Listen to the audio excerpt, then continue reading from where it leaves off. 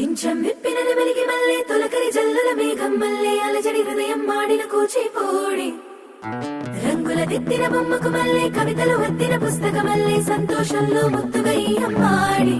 ఆరారు ఋతువుల అందం ఒకటిగా కలిపి వింతలు ఏడు పక్కకు జరిపే కొత్తగా పుంతలు తొక్కెను ఈ అరవిందం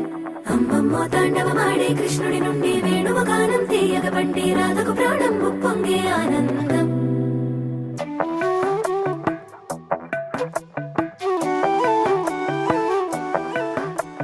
మధురము కదా ప్రతొక నడక